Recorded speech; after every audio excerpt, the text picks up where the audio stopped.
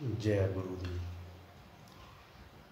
मेरी तुहाडे सब दे अगे हाथ जोड़ के इहो बेनती है कि तुसीं कहावत सुनी है, पानी पीओ पुण के गुरु लभो चुन के। तुसीं जदों भी कोई गुरु पीर मुरशद नूं अपना ध्याना मनना,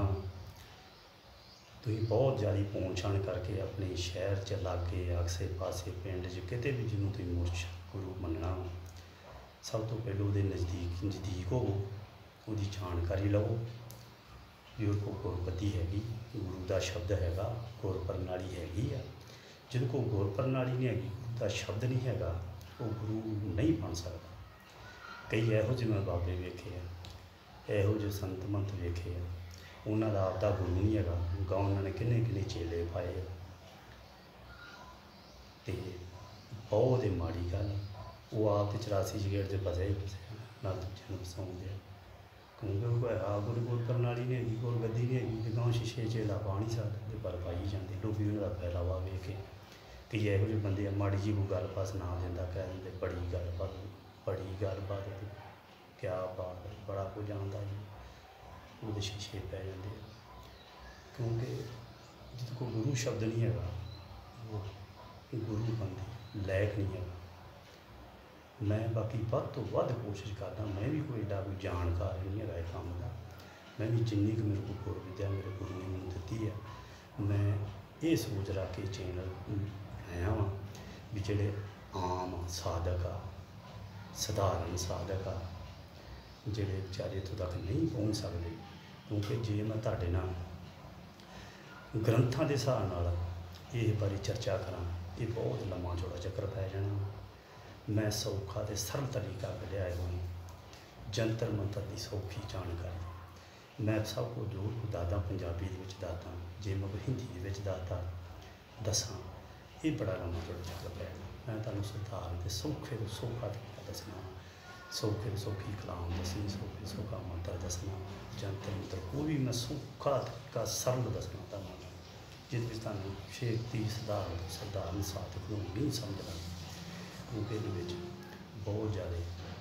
साधक भी है, जिन्हें संत मंत भी कह देते, गद्दियाँ लाइया बाबा भी कह देते उन्होंने, कई मेरिया भैन भी है काम वालियाँ, उन्होंने कि यहो ही है कि गुरु शब्द नहीं मैं दे सकता, गुरु शब्द तुहानूं आप लभना पैना। बाकी जिन्हों को मेरे को हैगा, मेरे को गुरु जी मैं तुहाडे सांझी कर सकता, क्योंकि गुरु शब्द क्योंकि अड्डो अड्ड गुरुओं दी गद्दियाँ अड्डो अड्ड खानदानियाँ,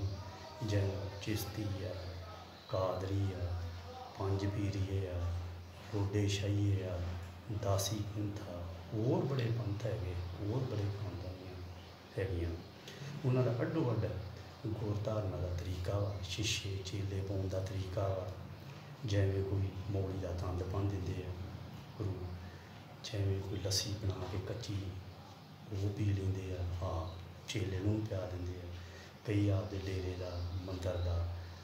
जाल पिया देंदे, उहदे विच नमक पा देंदे आ, कह देंदे भी डेरे का मंदर का नमक खा के आराम नहीं करना। कई